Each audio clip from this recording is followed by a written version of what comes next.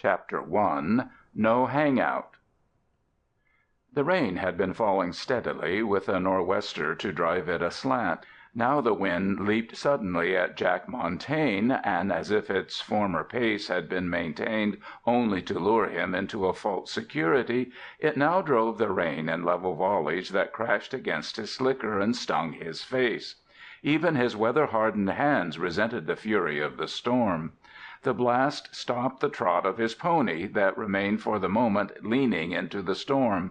Presently it again gathered headway, urged on by the tickling spur of the rider. When the anger of the wind and rain had spent itself, Montaine screened his eyes and peered anxiously up the valley. It was then he made out the two lights, one a mere yellow ray which, passing through the mist of rain, was split into 1,000 shivering portions as Montaine squinted at it, and the other merely a dim red blur.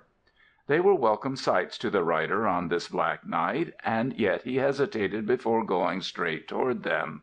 Eventually he decided that the news about him could not have preceded him to this desolate valley, and he touched the pony with the spurs again. This time the weary beast broke into a lope, cupping the muddy water on the trail in the hollows of his forehoofs, and sending it up in spurts and showers to drench the rider. But against such physical discomforts Jack Montaine was proof. When the possessions of a man have shrunk to his bridle and saddle and horse and the old gun sagging at his hip, when, moreover, fear and dread ride at his side, the elements are negligible factors. In truth, the storm fitted in with the mood of Montaine, and his temper rose in fierce bursts of revolt against the world, just as the wind occasionally struck at him with redoubled force, and like the night his mind was filled with a steady black gloom. The red light on his right now grew rapidly. The rain streaked down against it, and above the light he made out the outline of a tree. Some one was sitting by a campfire to the lee of a tree, and that was his only shelter against this furious storm. There was no other conclusion to come to, and Montaine shook his head in wonder. Perhaps the fellow had not seen that light down the road, that light which evidently came from a house. It was partly with a kindly determination to tell the camper that there was a better shelter in sight, and partly with the hope of learning a little about this valley in which he found himself, that Montaine turned to the right and came squarely upon the fire. It was a miserable and uncertain blaze, fizzing and hissing constantly as drops of water filtered down from the boughs of the tree above.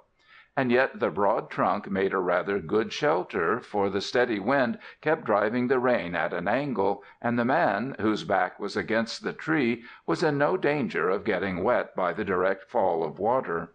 Only the drops that trickled through the foliage above came splashing about him.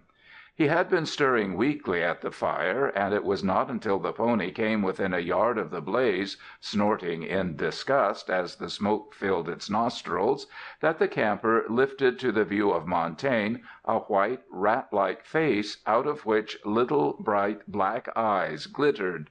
"Get your own fire, Bo," said the camper, without waiting to learn definitely the purpose of the new arrival. "I ain't got any more'n enough room for myself, and I ain't going to let you in. Get on your way and hustle your own fire."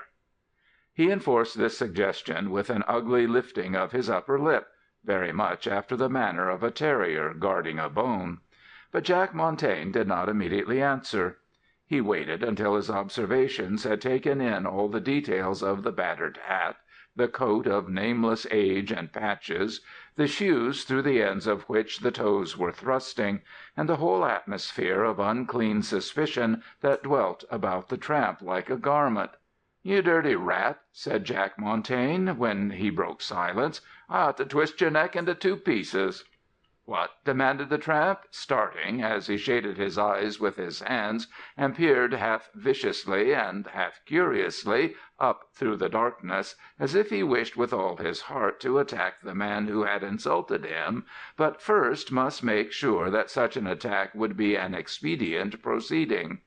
That which he saw was apparently extremely discouraging, for he settled back against the tree and changed his open defiance to a sullen scowl. "But," went on Jack Montaine, smiling in spite of himself at this change of front, "I'm going to do you a good turn, instead of kicking you away from that fire and out into the mud. I'm going to tell you that there is a house down the road about a mile. You don't have to stay here. You can go down there and sleep in the barn, anyway." "Can I?" asked the tramp. "All right, you go and try it. That's all I got to say. You go and try it." He wrapped his arms about him, shivering, as the wind grew fresher out of the north, and he grinned in mockery at the rider. "Did you try it?" asked the rider, with a sudden sternness that was not, however, directed at the tramp. "Did you try it and get turned out into a night like this?" "Maybe," replied the tramp. The rider set his teeth in one of those convulsions of anger which seemed to be characteristic, and the tramp, peering at him by the dim firelight, shrank from what he saw. "But are there no other houses around here?" asked Montaine. "Find out for yourself," said the tramp. He had been emboldened by the generous indignation of the night rider, as if this were proof that the larger man would not take advantage of his superior size or the revolver that was faintly outlined under the skirt of his slicker. "Find out for yourself. That's what I had to do." Jack Montaine considered that lean-pointed face with a thoughtful contempt.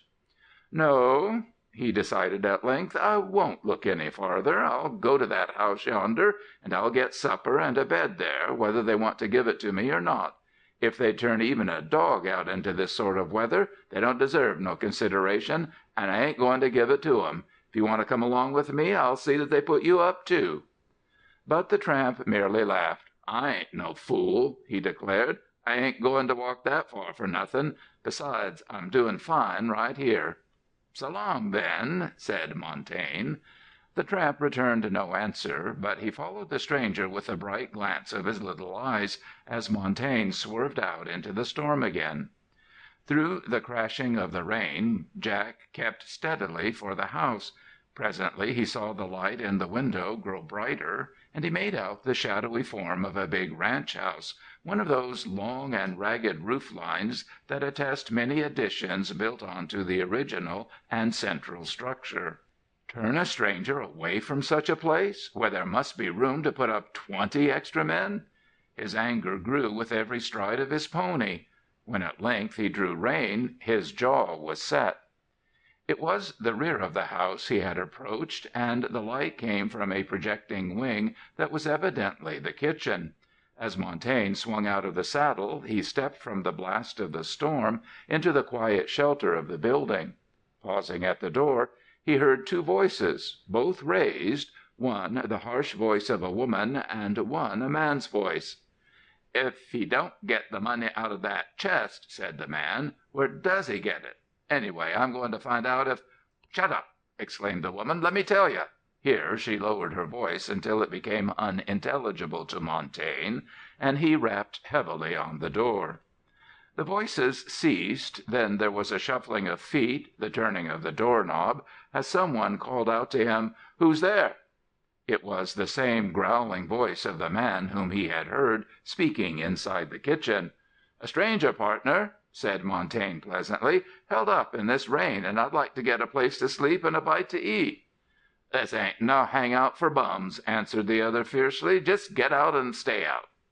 And the door was slammed in the face of Montaine. But in that moment he flung himself forward, leaning low, his shoulder and its cushion of hardened muscle presented for the shock, after the fashion of a football player.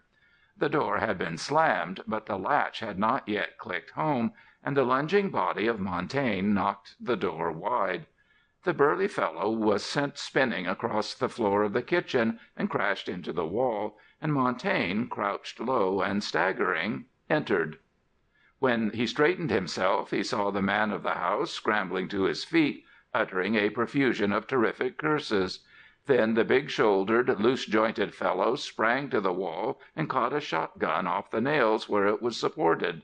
He did not, however, level the gun at Montaine. Something in the face of the stranger arrested the motion.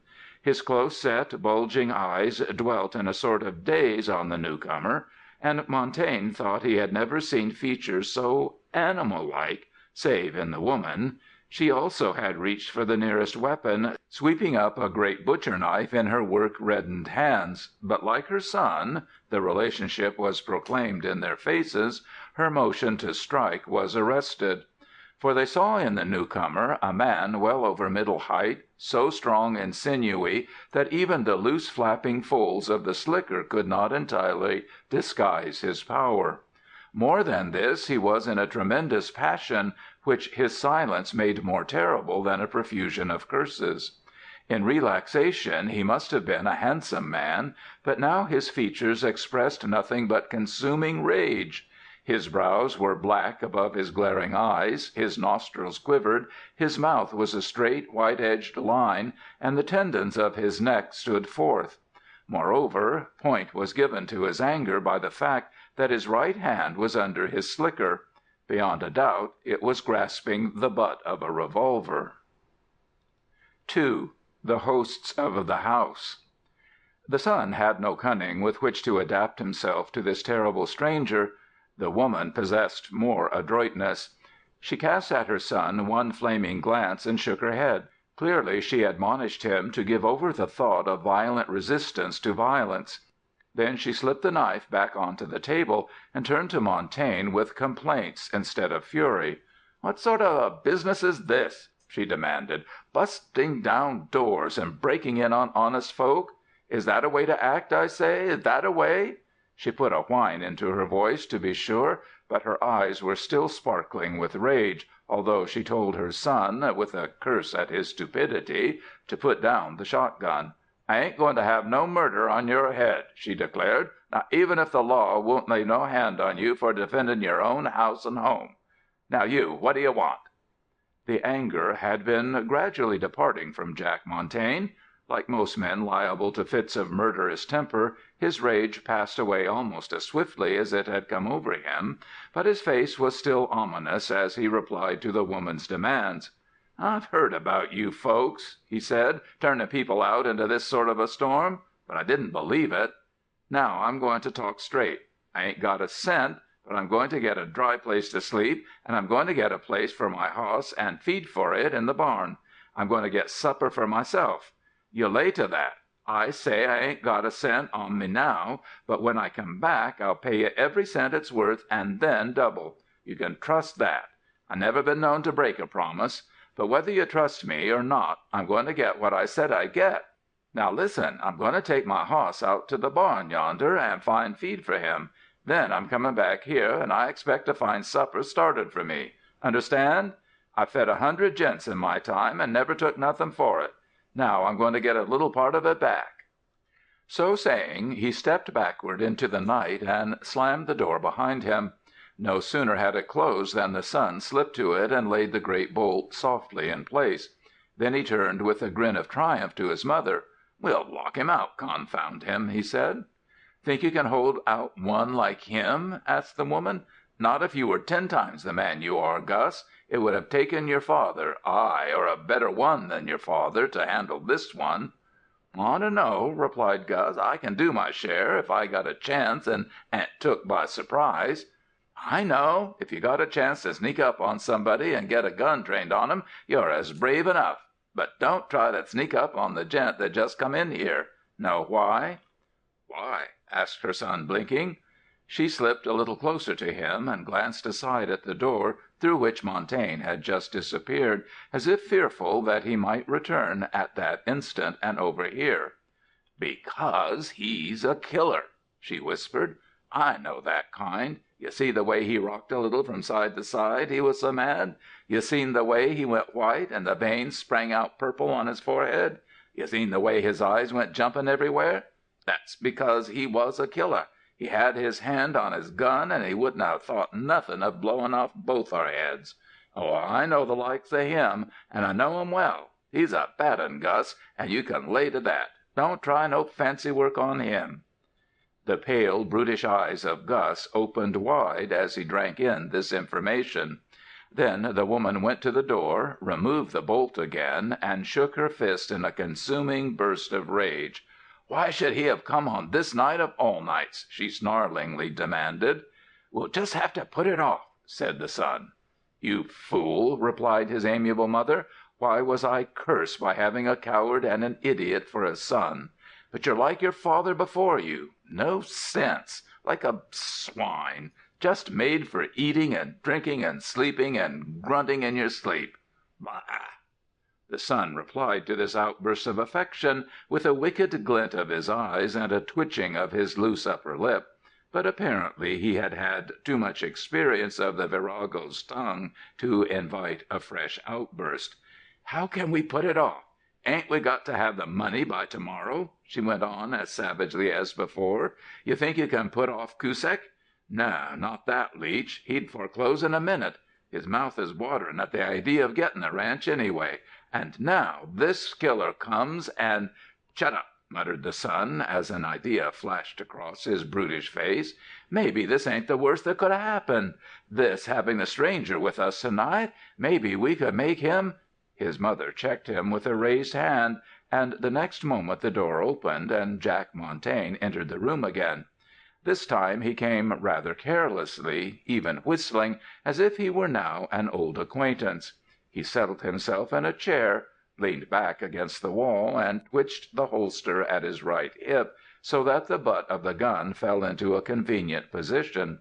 He regarded the pair with quiet interest. They gave him a glance in return, and then busied themselves in laying out a supper of cold ham and cold fried potatoes and lukewarm coffee, left over from their own evening meal. Without a word they served him. Without a word he drew up his chair and began to eat. As has been said before, he was a good-looking fellow, except when his face was contorted by rage. He had an ominously sudden way of glancing from side to side, and the muscles of the jaw were strongly developed, as in one who habitually kept his teeth set. In actual years Montaigne could not have been more than 27 or 8, but hard experience, of one kind or another, had touched his hair with a streak of gray over the temples. He was a man of many expressions. Looking down, he often seemed middle-aged and weary. Looking up, he seemed years younger. When he smiled, he was suddenly a boy, filled with geniality. "And now," he said, as he approached the conclusion of that cheerless meal, "where do I sleep?" "In the barn," said the woman savagely. "I guess hay is good enough for you." "Sure," agreed Jack Montaine, "only you are so kind of generous about making me accept things ever since I landed here that I thought maybe you'd want me to sleep in a nice comfortable bed in the house." He grinned as he spoke, but Gus said, "And so we do. There's a spare bed in the room right next to mine, and—" "Do you think I'll have him in the house?" asked the woman. But her son winked at her, and regarding her steadily, he said, "Shut up, and let me talk. Ain't I the man about this house? I say he's going to sleep inside." He had raised his voice to a shout, and his mother submitted to him with suspicious suddenness. At the same moment a slow, feeble step was heard descending the stairs, a step that hesitated like the movement of extreme old age. "You got the old devil up with your yelling," said the woman. "Now he'll make us all dance for it." The next moment a bent old man came into the doorway. If the woman and her boy were of bearish temper and bearish conformation, the old fellow who now came before the view of Jack Montaine was certainly of the wolf breed. His eagle nose, his grimly compressed lips, his forward-jutting chin, and above all, the cold, keen eyes under the bushy white brows, told of a predatory soul. Years had bowed him, but there was something so significant about him that the hawk-like figure seemed to tower above them all. It was rather as if he had stooped to come through the doorway than as if the weight of time had stooped him. He carried a long cane, gathered up toward his breast, in a hand that was a blue claw, entirely unfleshed. He stamped his cane upon the floor. Age had stiffened his neck, but his eyes, for that reason, roved the more keenly. "I told you before," he said, "that I ain't going to have noise in the evening. Evening is my time for reading. Evening is my time for quiet. I ain't going to have noise. I heard a racket once before to-night, and now you're shouting. It's got to stop. Do you hear? It's got to stop."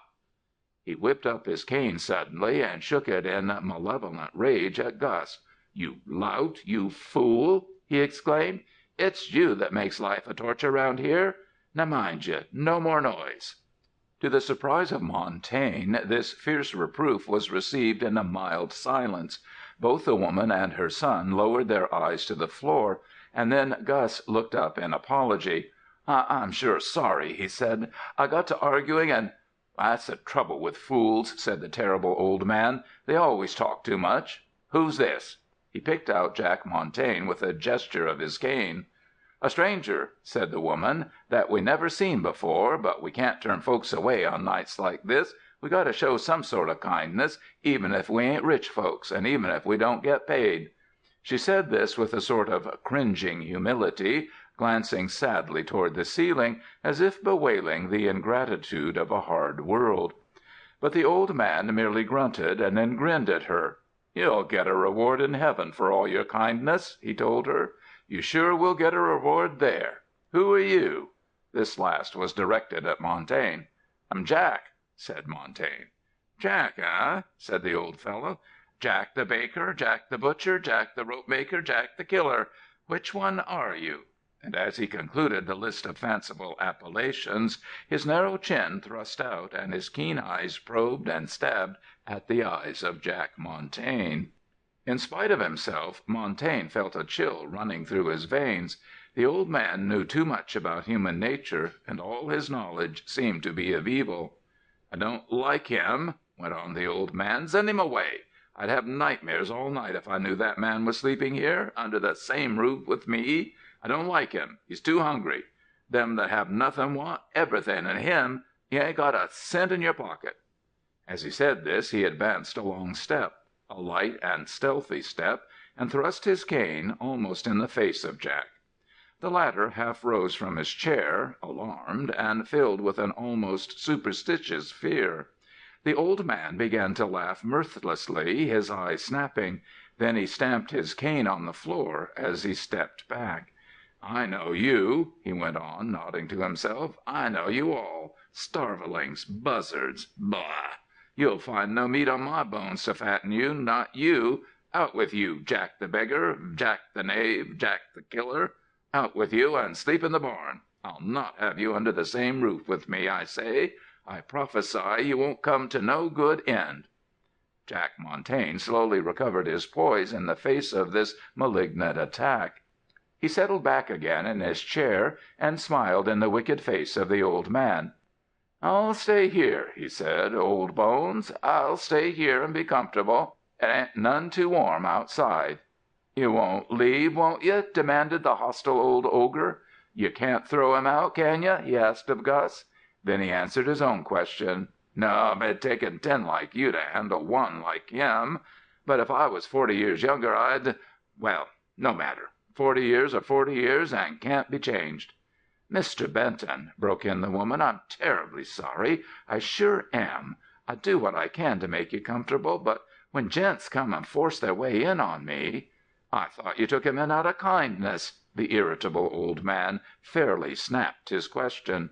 "Don't talk, Mrs. Zeller. Don't talk.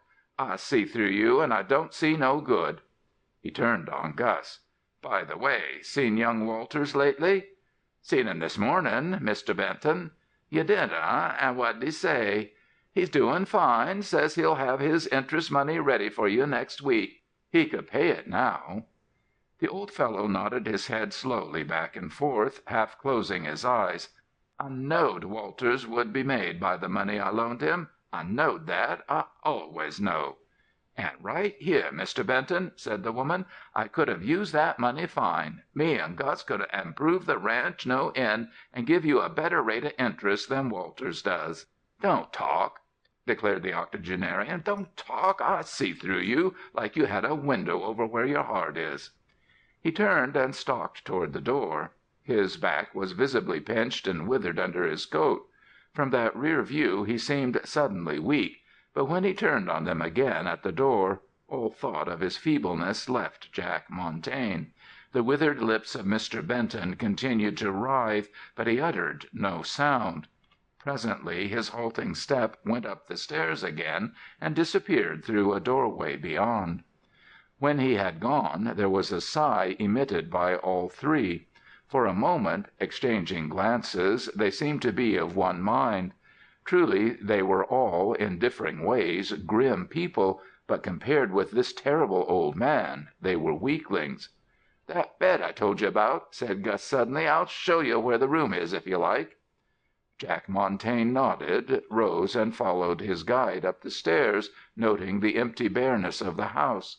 Dissolute spending, which had impoverished the ranch, had gutted the house, it seemed. The very hall seemed to beg for new voices and cheerier footfalls, certainly less stealthy ones.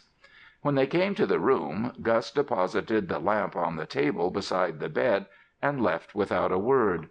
Jack Montaine sat down and buried his face in his hands. He had come to another halting place in his downward progress through life. Had the old man been right? Was he indeed bound for damnation? He shrugged away that fierce prophecy. In the meantime, the fact was that he needed money, needed it terribly, must have it, and the old fellow, beyond doubt, possessed what he wanted. Had he not heard the two in the kitchen speak of money and a chest? All was as clear as day. The old usurer kept a store of coin in his room and loaned it out about the countryside. The sheriff, Henry Larabee, jerked up his head and listened. "That phone call is for me," he said instantly, as the first ring ended. 2 long and 3 shorts was the sheriff's ring on that country line, and the ring was ground out on a little crank, without summoning the assistance of a central. This first long ring was made in what might have been called a breathless fashion, the crank turning so swiftly in the middle of the motion that it produced only a rattle, not a true ring. "Not for you, not on a night like this," exclaimed his wife, as the good woman lifted her head and listened to the crashing of the rain against the roof. A second long ring had begun. "It's for me, right enough," said the sheriff, and rose to his feet. His daughter Mary rose also, staring with excitement. "Oh, Dad, what could be happening?" "On a night like this? Anything. There it goes." The second long ring had ended, and there followed 3 short rings in swift succession. The sheriff ran to the phone with great strides. "Hello?" he called. "Sheriff Larabee?" said a woman's voice. "Come quick, for there's been a murder here." "Who are you?" "Mrs. Zeller. Murder. Ah!" The last word was a half scream, and there was the sound of the telephone receiver dropping with a jerk. "You devil!" the sheriff heard a man's voice shouting. Larabee smashed up his own receiver. "Judd!" he thundered. "Chris!" His 2 sons answered with shouts from the upper part of the house. "Come down to me quick. We got writing to do." "Henry," breathed his wife, stammering with fear as she ran to him. "What is it? Where?" "Nothin'," he answered sternly. "Don't hang on to me. I got work, that's all. When I'm gone, call the Gloucester house and get the Gloucester boys to ride toward the Zeller place as fast as they can saddle and get under way. I'll meet 'em on the road. That's all. Don't ask questions. Just do what I say."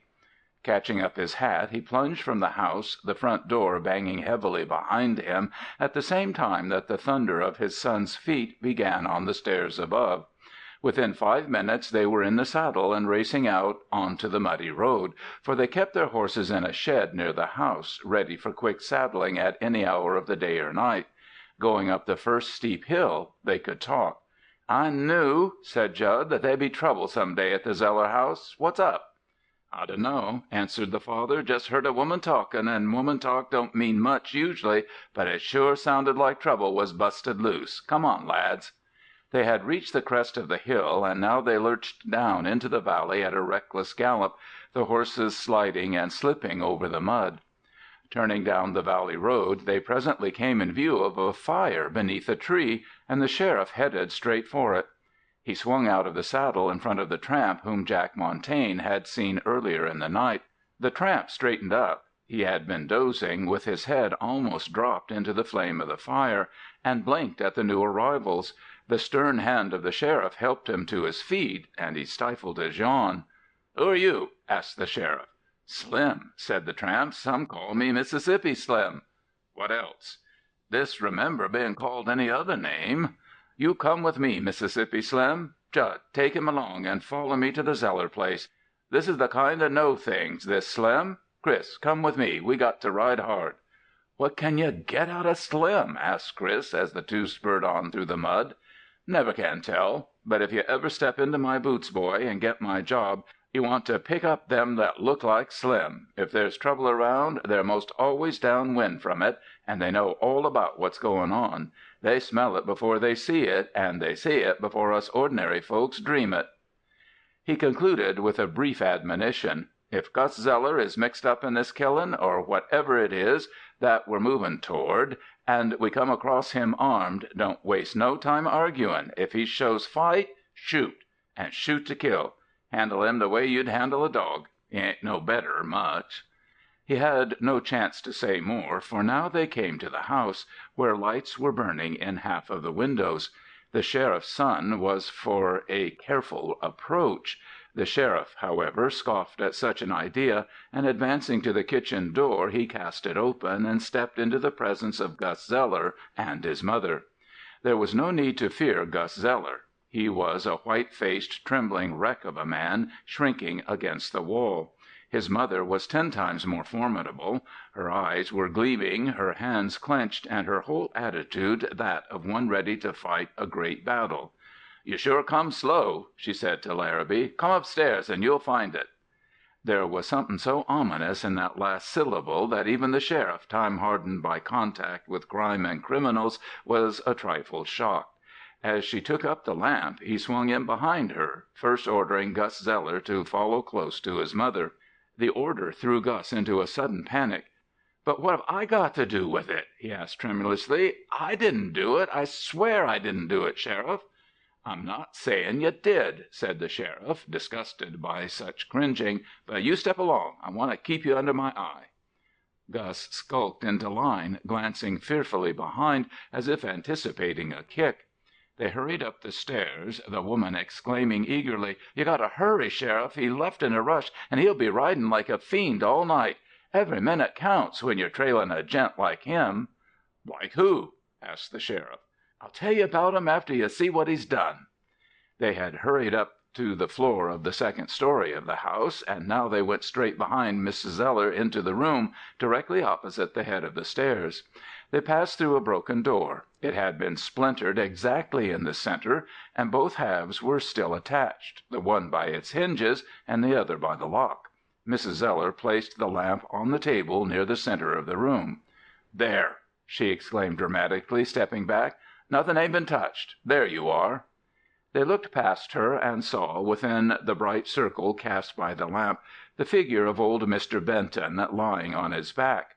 Both hands were caught up to his breast, and he lay in a crimson pool that had run from a great wound in his head. The sheriff's son gasped, turned sick, and caught at the wall for support. But the sheriff himself showed not the slightest emotion. He merely leaned over the body, saying, "Never knowed he was that tall. Never saw the old codger straightened out before." "Now you've seen," said Mrs. Zeller shrilly. "And now go get him." "How long ago did he leave?" "Only 40 minutes by the clock." "I've been watching for you to come, and watching the clock and thinking you'd never come. But he ain't got far through the mud." "40 minutes?" asked the sheriff, and he suddenly lost all eagerness. "Well, let's hear about this. Get over here, will you?" The last words were a savage roar, and they jerked Gus away from the door, toward which he had been sneaking. He stood back against the wall, shuddering, and his eyes twitched nervously from face to face. "There ain't no call to talk to Gus like that," said Mrs. Zeller. "He didn't do nothing." "Perhaps not," said the sheriff, and maintaining his aggravating calm, he produced a cut of chewing tobacco and worked off a comfortable bite between his front teeth. "Say, Dad," broke in his son, "you ain't going to stand around while he gets away." "You talk less and listen more," said his father sagely, "and you cotton on to this. Before you start following a trail, find out where it leads. Now, Mrs. Zeller, what happened?" "He came here and made us—" began the woman. "Who's he?" "Wouldn't give no name. That kind never do. Just said he was Jack. But Mr. Benton knew right off, the minute he laid eyes on him, that Jack was no good, and he said so right to his face. Well, Jack come and knocked open our kitchen door and asked for a meal and a bed. I didn't like the looks of him, but when I told him there weren't nothing for him here, he pulled a gun and started ordering us around. Ain't that right, Gus?" "Every single word," said the truthful Gus, rolling his eyes. "Leave Gus out and talk to me. Afterward, Mr. Benton come down, like he mostly always does, to say a word or two to us before he goes to bed, him knowing that we're about the only friends he has in the world." The sheriff was now walking around the room, carelessly examining every corner of it. Mrs. Zeller followed him a pace or two in every direction he took, raising her voice when he was far away, lowering it slightly when he was close. "He seen Jack, as I was saying, and Jack seen him, and while Benton was talking, Jack found out that the old man kept a pile of money in his chest in his room." "You knew that, did you?" asked the sheriff, his back turned. "Does it mean anything, my knowing it?" asked Mrs. Zeller. "Go on." "Finally, after Mr. Benton left and Jack got through eatin', he ate like he hadn't had food for a couple of days, Jack went up to bed, and he wouldn't be suited with nothin' but Gus's own room, right next to Mr. Benton's room. Gus come downstairs afterwards. 'I don't like the look to him,' says Gus, 'nor his ways,' says I. 'I'm going to sit up a while,' says Gus, 'till Jack turns out his light.' So we done it. We turned down the lamp in the kitchen, so it didn't make no light, just a glooming through the room. Then we waited and waited. All at once we heard a scream. Quick as a flash, Gus jumps to his feet. 'I've been waiting for just that,' he said, and starts running up the stairs with me after him." "Are you sure he went first?" asked the sheriff. "Sure he did. Ain't he the man of the house?" "Go on," said Larabee dryly. "Gus tried the door, and it was locked. He took a run and broke the door open, you see, and there he found Mr. Benton lying, poor soul, with the chest open and the papers gone and everything all ruffled up, just the way you see. Nothing ain't been touched, not a thing is touched, Sheriff, since we first seen it." The chest in the corner of the room indeed was open, and a confusion of papers tumbled in it and on the floor around it. "And then the door of Jack's room opens, and out he comes, rubbing his eyes like he'd just waked up, as though he could have slept through all that noise. 'What's all the racket about?' he says. Well, he knew, the murderer. 'Look here.'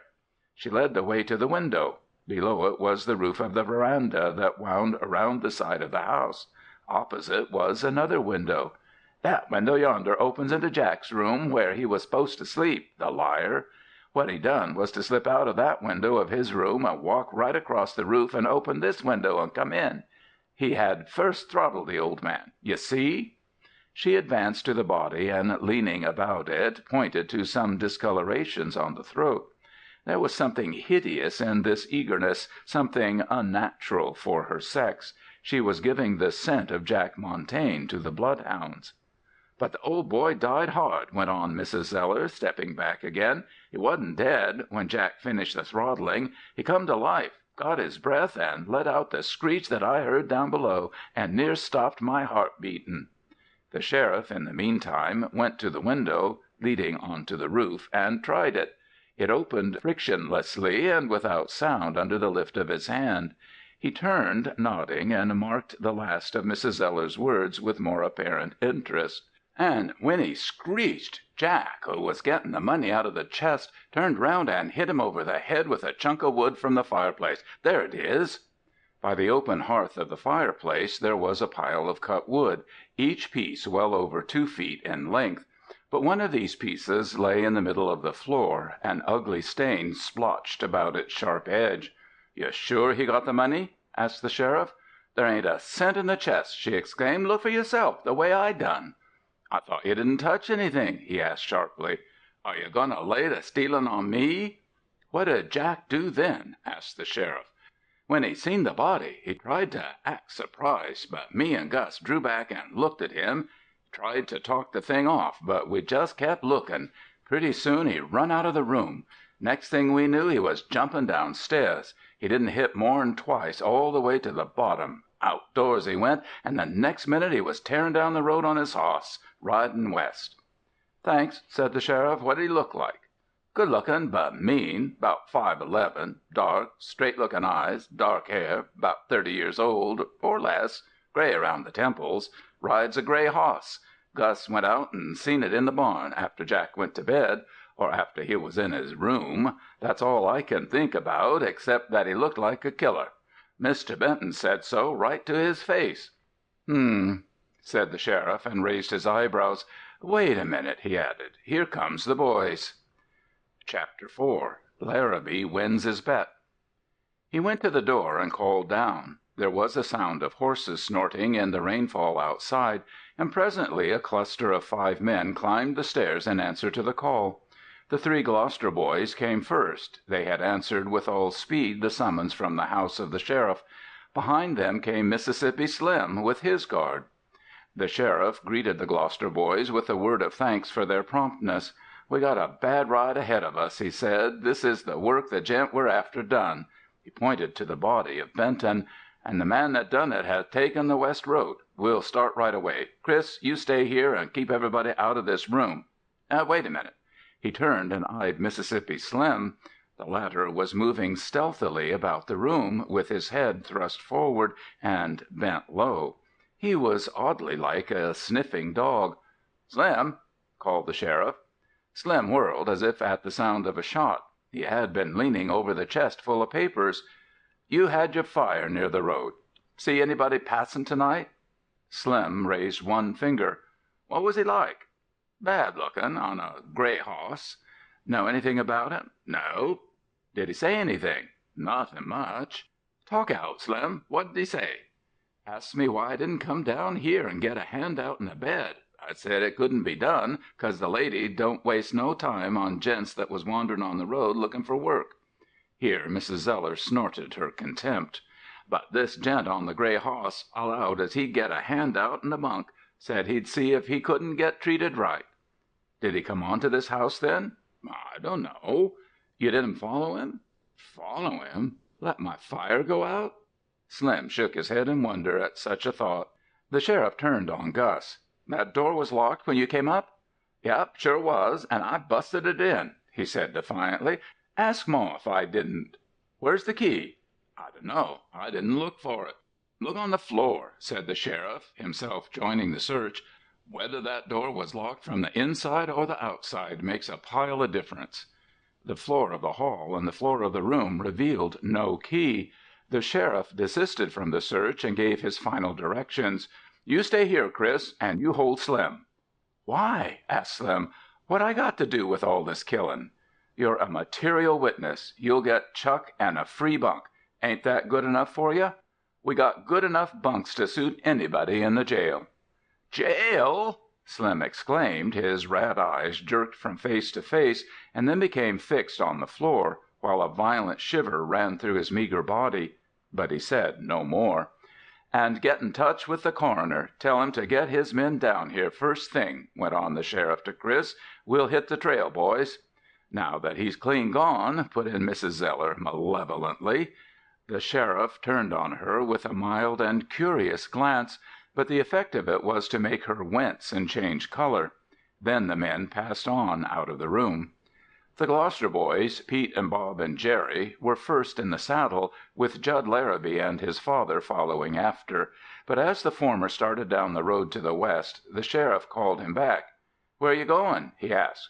"Why, follow the trail, I guess." "You think he went that way?" "Why not?" "If he's got any sense at all, he knows that Mrs. Zeller's seen the way he started, and the first thing he'll do is to switch off." "Which way, then?" "What'd you see?" asked the sheriff. "Look around through the rain. What'd you see?" The storm had fallen away to a faint misting, but still it blanketed the landscape.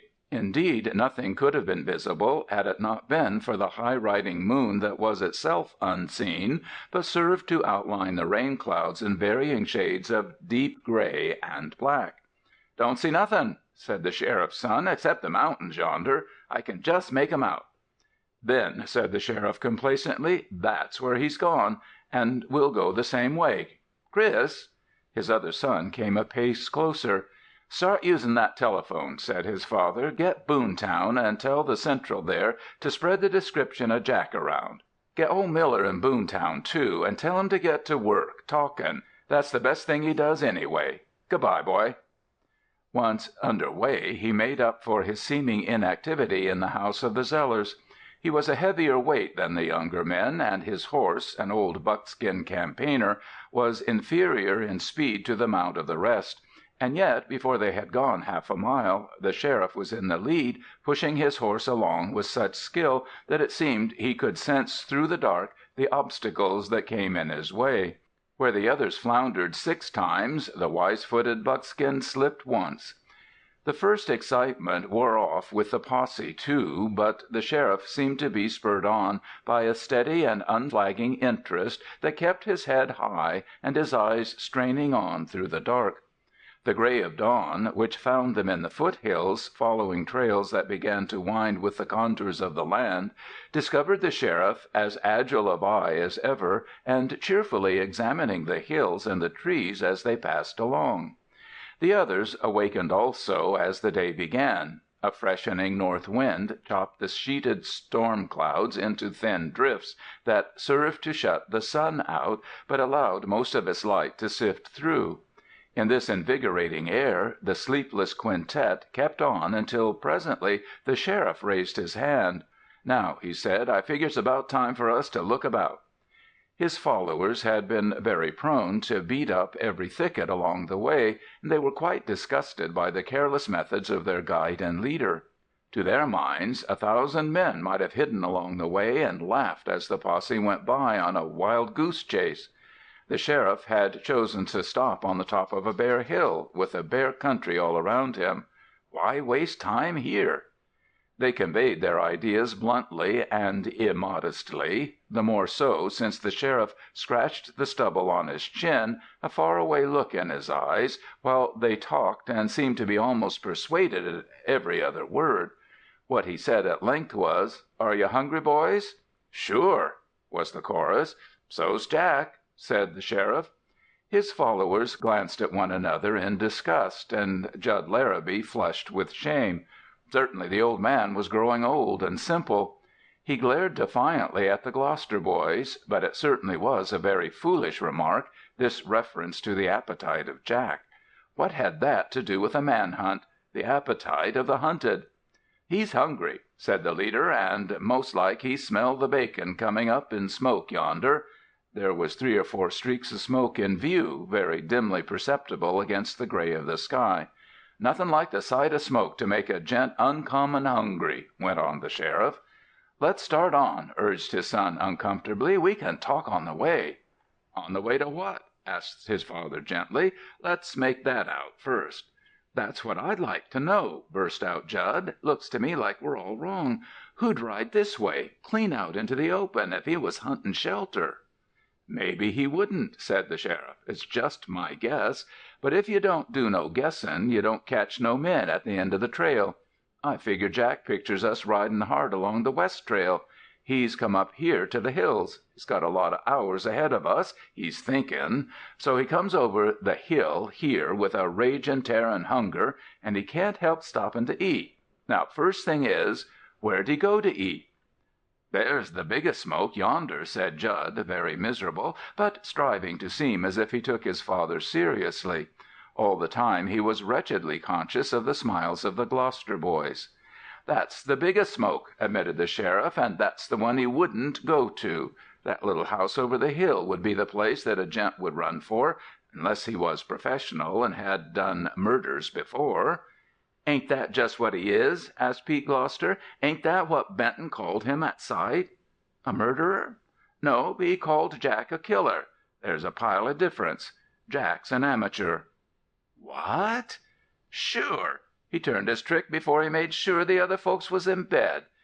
He took a room in the house when he could have pretended he had to keep on his way, and so he could have ridden off and come back and done the job with nobody knowin'. Nope, Jack's an amateur. Killers don't pick out old men. Jack needed money, and needed it bad. He started to get it. He choked the old man, not with no pleasure, but because it had to be done. And then when the old boy screeched, he picked up a piece of wood and batted him over the head. That was just plain clumsy." "Why?" "A professional wouldn't have trusted to chokin'. He'd have used a touch of the knife. Nothin' like a knife for neat, silent work, and dead men don't come back to life and start hollerin'. So I think Jack's an amateur, for that and other reasons, and bein' an amateur, I'll just lay you boys even that he's in that little old house over the hills yonder, or has been there." "I'll take it for 20," said Jerry Gloucester instantly. "And me," chimed in Pete and Bob. Then the cavalcade started forward at a gallop toward the house. They dipped over the hill and came upon a wretched little cottage leaning up the slope. A woman came to the door at their call, wiping her hands on her apron. "Mornin'," called the sheriff. "We're trying to catch up with our pal, that gent on the gray hoss that was here a while back. Which way'd he go?" "Right on over the hill there," she answered, pointing. "Funny he didn't say nothin' about the rest of you comin' along, though."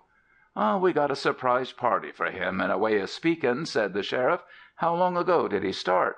"'Bout half an hour." "Thanks." With a glance the sheriff gathered up his posse, and they started on. The silence behind Henry Larabee was a tremendous thing. It set him smiling, as he rode to the top of that hill to which the woman had pointed. There he drew rein again. Below, lower hills tumbled this way and that, but the landscape was empty of all signs of a rider. "By the way," said the sheriff, "that bet we made a while back, I forgot that I don't bet that way." "I sure ain't going to be let off that easy," said Pete Gloucester generously. "I was gettin' to think that I knowed more'n you, Sheriff, and I'm gettin' off cheap at $20 worth. Besides, why don't you bet?" "It don't pay, somehow," said the sheriff, "to win money out of the life of another man, even if he's a murderer." There was no chance for further argument or comment on the sheriff's ideas. Not half a mile away, climbing out of a hollow and slowly mounting the hillside beyond, they saw a rider passing on a gray horse. Without a word, even of exultation, the posse lurched down the hillside. It was like the sudden breaking of a storm, this coming on the trail of the fugitive after the meeting with the woman in the house. To his young companions the quiet-mannered sheriff seemed suddenly a prophet, a man of mysterious foreknowledge. It was unquestionably the man they wanted. No sooner had he sighted the riders on the far slope than he leaned far forward over the saddle and urged his weary horse to fresh efforts, scurrying rapidly up the hill. Tired his horse must be, but he had come the distance from the Zeller house at a far slower gait than the sheriff, and accordingly his mount had greater reserves of energy. He shot out of sight over the crest, and when the sheriff and his men reached the same point, they saw Jack Montaine halfway up the farther slope. In spite of their frantic spurring, he had gained on them, and he was still gaining. "He'll run us into the ground," said the sheriff. "I'll see if I can't tag him." Then he whipped the long rifle out of its case, tucked the butt into the hollow of his shoulder, and fired. The fugitive and his horse were flattened to the slope beyond, as if a great weight, falling from above, had crushed them. While the sheriff calmly tucked his gun back into the case, his posse rushed forward with a yell. They had their man. Still, it seemed that Jack Montaine would flee blindly, pitting his speed of foot against the speed of galloping horses. Yet there was nothing to which he could flee. The hills were piteously bare, and there was not a tree, only scatterings of rocks here and there. Yet he raced to the top of the hill and disappeared beyond it. A moment later the object of his flight appeared. He had run for the rocks of the summit in order to use them as a fort, and now he opened fire with the rifle which he had taken from the saddle when his horse fell. Suddenly the sheriff drew rein with an oath, and the oath caused his companions to pull up their own mounts, for the sheriff was not a profane man. "Look," said the sheriff, as the echo of the first shot died away, "he put his hoss out of its misery, instead of tryin' to pot us." The gray horse had straightened out on the slope, and now no longer struggled. While the horseman stared, the rifle spoke again, 3 times. Not 3 yards away from the sheriff's horse, the bullets thudded into the mud, and all 3 landed within the compass of a man's arm. "He's warning us back," said the sheriff with another oath. "I told you he was an amateur murderer. If he can shoot like that, them 3 shots might have knocked 3 of us off our hosses.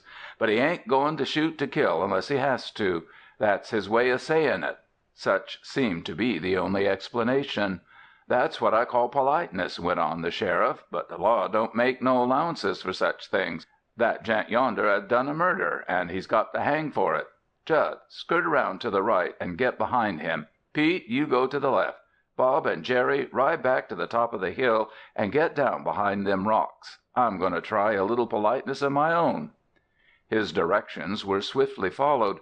Jud Larabee and Pete Gloucester, riding left and right, scurried off for the positions that had been assigned them, thereby placing Jack Montaine in the center of a circle of foes. 3 or 4 times as they rode, the fugitive fired, but each time the bullet struck a few feet in front of the running horse. The sheriff turned straight to the right, disappeared for 10 minutes, and came in view again at the top of a tall, steep-sided hill which overlooked the fortress of Montaine.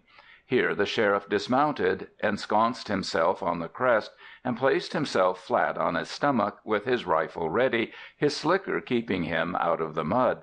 From his position, only exposing the top of his head to the fugitive, he could look down on Jack and hold the latter at his mercy. And mercy the sheriff intended to show, if he could. He saw Jack Montaine in the center of a number of low-lying rocks, among which he stirred about, keeping a strict lookout on all sides. The sheriff drew out his glass and focused it carefully until he could see the face of the man distinctly. What he saw was of sufficient interest to keep him motionless for some time. But he knew that appearances are not half the story. The man had committed murder, he kept telling himself over and over, and yet, in spite of himself, the sheriff's heart was weakening. The generosity which had induced the fellow to end the suffering of his wounded horse with his first shot, instead of directing that bullet against the charging posse, and the manner in which his rifle had been used merely to warn the sheriff and his men away, these things struck directly to the heart of Henry Larabee.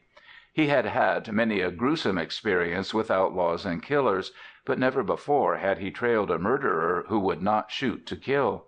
Moreover, the consummate marksmanship of the man appealed to him. It was hard to believe that such an artist could have been guilty of the foul crime in the Zeller house. But facts were facts. The sheriff, warned by the stinging impact of a drop of rain that he had not much time in which to work, gathered the butt of his gun closer and prepared to fire. Montaine was surrounded by rocks, which would serve admirably to protect him from direct fire on the level, but there was none of sufficient height to protect him the angling fire of the sheriff in his commanding position. Moreover, Jack Montaine was hopelessly surrounded. Pete Gloucester to the northeast, Bob and Jerry to the south, they lay in a loose circle round the central position. Sooner or later the fugitive would be starved into submission. There was only one chance for his escape, and that was in a driving rainstorm which might blot him out of sight and give him freedom to slip through. But the sheriff had a way of forestalling the storm that was now blowing again out of the north. He took careful aim, and with exquisite nicety that would have done justice to Montaigne's own skill with a gun, planted a shot on the rock just beyond the fugitive. That warning ought to be sufficient to make the fellow see that his position was commanded, and that he would have to come out and surrender unless he wished to be shot as he lay there. Larabee laid aside his rifle and took up the glass minutely to observe the results of the shot. He saw that Montaine had sprung up and was busying himself in a strange fashion, tugging at another deep-buried rock just before him. The sheriff gazed and wondered what this might mean, until, with a supreme wrench, he saw the stone torn from its bed. Then he understood. With a shout of vexation, he dropped the glass and snatched up the rifle again. But it was too late. Before he could draw the bead, the second rock had been placed on the first, a Herculean feat of strength, and now the 2 stones made a perfect, safe shelter against the bullets of the sheriff, even in his commanding position. Larabee ground his teeth. After all, he had been a fool not to kill this man on the first sight. Now he looked anxiously to the north, But what he saw was greatly reassuring. The storm clouds were piling high, but along the horizon a rift had appeared. Rain was falling steadily, and heavier rain was coming, but it was obviously only a clearing-off shower, and the heart of it would pass over in a few moments. Nearer and nearer came the sheet of rain, blotting out the whole north and consuming hill after hill in obscurity as it swept along. Now he could no longer see the hill where Judd lay, and suddenly the storm struck his own position. In 30 seconds he could not see 10 yards before him or behind, so terrific was the downpour. Unquestionably, Jack would attempt to break through the circle, but before he traveled a quarter of a mile, the storm would have passed and he would be in clear view and rifle range, point blank. Sweeping his slicker about him and sheltering the rifle under it, the sheriff waited, probing the heart of the downpour in case the fellow should attempt to slip past, close beside him. But that was not likely. He would run down through one of the hollows between the hills and never risk meeting with the members of the posse. Still the rain continued, unabating. In the sheriff's anxiety, it seemed to him impossible that so much water could ever have been drawn up into the atmosphere. But still it poured down, moment after precious moment, until at last he saw a gradual brightening to the north, and the hill where Judd lay came into view again like a ghost. It was at this moment that his horse snorted, and the sheriff turned with an appeasing word to see the figure of a man rushing straight on him from behind. There was no time to handle a rifle. As the man drew out of the dense rain, a set, savage face came into view. Larabee went for his revolver. It stuck in the holster. The rain had got into the leather so that it was glued for a moment to the gun, and when the weapon came into his hand, the other was upon him. The sheriff dodged and fired, but as his finger curled around the trigger, a long arm darted forth, a fist gleamed before him, and the blow landed flush on the point of his jaw. It did not knock him down, but it paralyzed both brain and body. As he staggered back, the revolver fell from his nerveless hand, and the next instant he was swept to the muddy ground in the embrace of bear-like arms. What followed was done with lightning speed and precision. In the space of half a dozen breaths, the sheriff found himself trussed securely, hand and foot, gagged and lying on his back, with the merciless rain whipping down into his face. The fugitive gave him hardly a glance, but caught up the fallen sombrero, flung it over the face of his victim to shelter him from the torrent, and with this final and almost insulting act of grace, he was gone. The splashing of the departing hoofs came back to Larabee. His destined victim was galloping off on his own horse. That tale would be caught up and told and retold by 100 tongues. In his anguish, Sheriff Larabee wished that he had died before this day ever came to him. Death was the final meed of every man, but shame should come to cowards only. The rain diminished, now, as if like a traitor it only wished to endure until Jack Montaine had used its shelter to escape. A moment later the brightness of the sun was about him. But when would they find him and set him free? How long before they rode again on the trail of that hard-fisted, slippery devil? How long? Chapter 6. All Aboard. 2 days later, the joyless eyes of Jack Montaine looked down from the side of a foothill upon a streak of black hurrying across the valley, with a trailing cloud of white drawn out above it. Montaine drew a great breath of relief. He looked back instinctively toward the mountains, rolling huge and sullen above him, as if he expected them to put forth an arm and catch him back. After all the perils, he had escaped and come to easy striking distance of the railroad, and the railroad meant freedom. In a few days it could carry him away to the ends of the country, where the names of Zeller and Benton were never dreamed of. He visualized himself in a far-off city, reading an obscure notice in an obscure paper about the futile hunt for Jack Montaine, wanted for murder. For by this time they had surely hunted back to the town of his origin And there they had learned that other and shameful story, and his name with it. He bowed his head at the thought of it. Then he shrugged back his shoulders and started his pony down the mountainside and toward the rambling collection of houses in the distance. 2 miles from the outskirts he came to a pleasant meadow, where a brook tumbled brightly in the sunshine. Here he dismounted, took off the saddle and bridle, and waved the horse away to freedom. The invitation was accepted with a snort and a flirt of the heels. For a moment Montaine watched with a sigh, and then turned back to take up his trail. He so timed his approach that he reached the vicinity of the town at dusk, and then skirted about it to the railroad. Of course it would not do to linger near the station, but that would not be necessary. Hardly a mile away the tracks started a stiff grade, where a freight train would have to labor slowly, so slowly that a man, agile of foot and sure of hand, could certainly take it with ease. To this point he went, and selecting a shelter between 2 bushes that would shelter him from the too active eye of some brakie as the train approached, he sat down to wait. The moon rose during his vigil, before he heard a far-off humming on the tracks, and then made out a train stopping at the town and starting again. That it was a freight train he had not the slightest doubt as soon as he heard the redoubled labor of the engine as it reached the grade. Montaine rose, stretched himself, and finding all his muscles playing smoothly in spite of the long period of inactivity, crouched again between the bushes and watched the train roar nearer. The sound grew louder. The humming of the rails was now a heavy vibration. The rush of the exhaust was like the deafening noise of a great waterfall.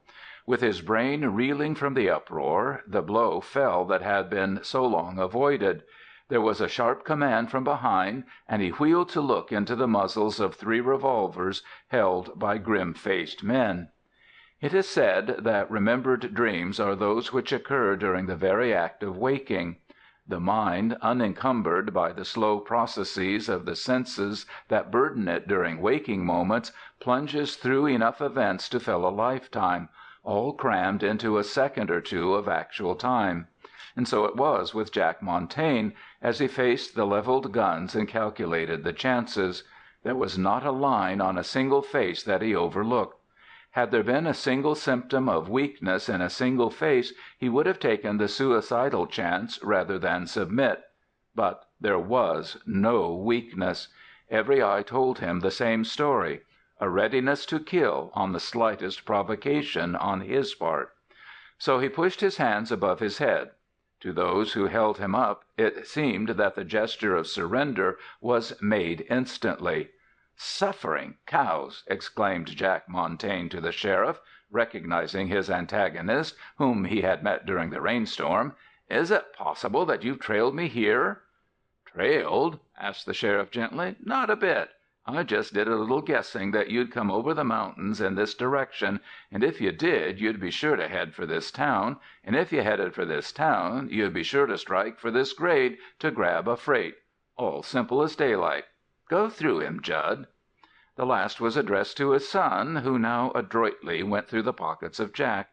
The revolver, the pocket-knife, tobacco and brown papers, and a square of sulphur matches was the total of the effects of Jack Montaine. "He's cached the money somewheres," said Judd. "Ain't any sign of it." "Sure he's cached it," said the sheriff. "Any fool would do that, considering how much there is of it.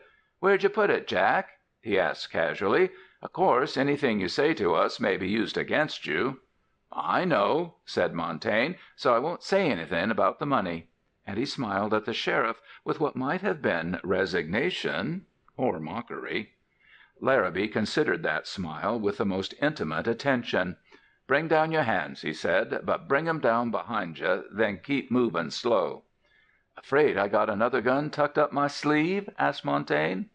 "I'm afraid of you every minute," replied the sheriff with astounding frankness. "I might as well tell you so you'll know that I'm on the watch for you every minute. Come to think of it, we'll handcuff your hands in front of you. Here you go." As Montaine obediently offered his wrists, the manacles were snapped over them. "A nice new pair," observed Montaine calmly, looking down at them. His quiet manner shocked the younger men of the posse, but the sheriff seemed more and more interested in his victim. "What did you do with my hoss?" he asked. "I suppose you knew we'd sent descriptions of the hoss all over, together with descriptions of you. Did you drill her through the head and let her tumble down a ravine some place?" "I let the hoss run loose," said Montaine, "just above town, yonder." "I take that kind of you," said the sheriff gently. "I take that mighty kind. All right, boys, jump on your hosses and we'll start. Climb on this one, Jack." Montaine hesitated. "You going to walk, Sheriff?" "I can do it better'n you. Ain't handy to walk when you can't swing your hands." It was strange to hear these politely diplomatic moves between the two. Presently Montaine was seated on the horse, and they started back for the town, with the sheriff walking a little behind the captive. Suddenly he drew up beside his prisoner. "Jack," he said in a purely conversational tone, "why did you do it?" "Do what?" asked Montaine, out of a dream. "The old boy, old Benton. Why'd you finish him?" "You're a pretty good guesser," answered Montaine without emotion. "Suppose you try to figure this puzzle out." So the matter was allowed to rest. They took a midnight train out, and in the dawn they arrived at the sheriff's county seat, where Montaine was escorted to the jail. He preserved his careless demeanor throughout, even when the front door of the jail slammed heavily behind him. When they reached the door of the cell designated for Jack, the sheriff drew forth his bunch of keys. "Just hold on to your patience for a while," he said to Jack. "Take me a while to find the right key." "You don't need one," answered Montaine. "Here you are," and holding his hands small, he slipped them deftly out of the handcuffs. The sheriff watched with intense interest. "You could have done that any time and made a play to get loose," he observed. "Why didn't you, Jack? I know you got plenty of nerve for a break." "Because I've made my play and finished it. I'm beat, Sheriff, and that's all there is to it." Then he walked calmly into the barred enclosure. Boontown, the county seat, was so small that the uninitiated were apt to call it a village, but it was not too small to be without that mysterious and uncontrollable voice usually called public opinion. Public opinion on this occasion was wakening from a long, long sleep.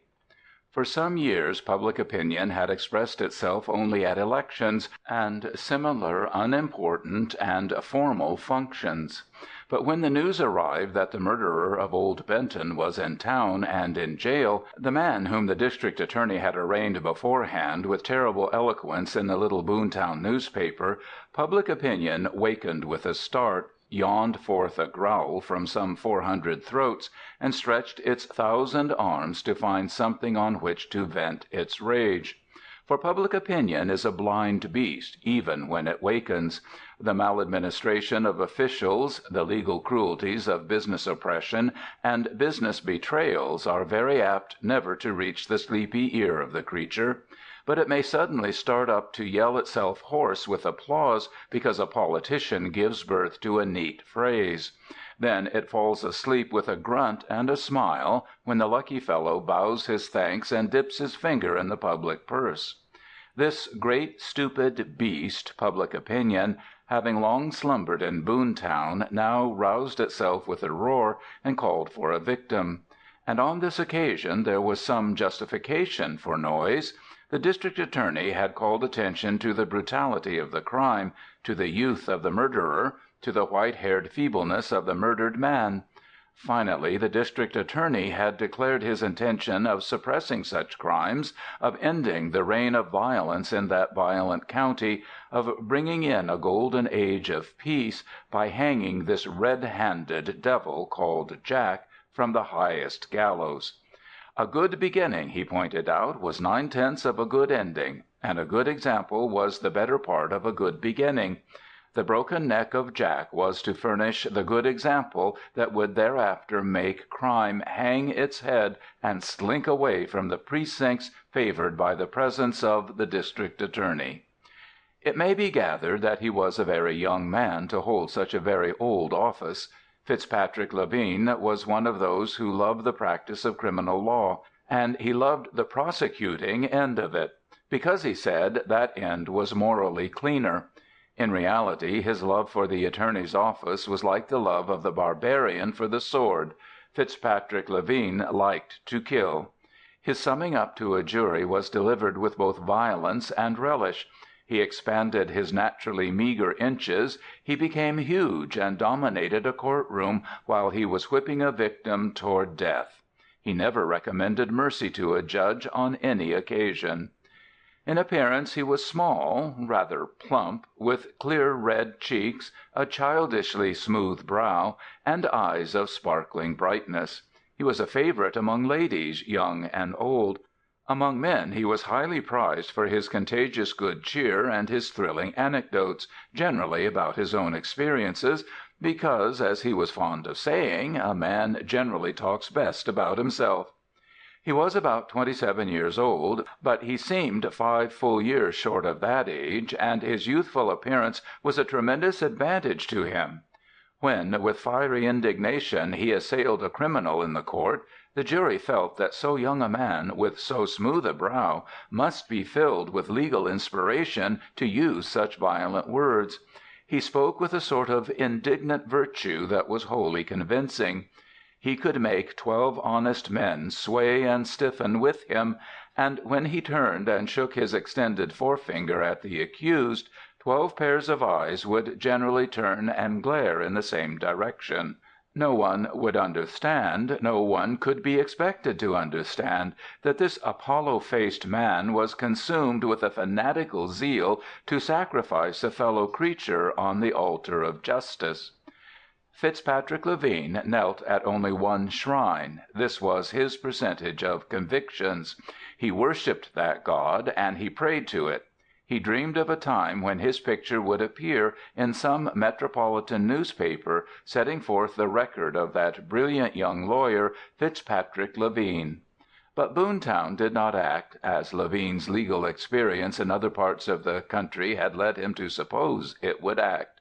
No, it rose up and seized guns and rushed to the jail and demanded that the murderer of old men should straightway be handed over to it to be torn limb from limb.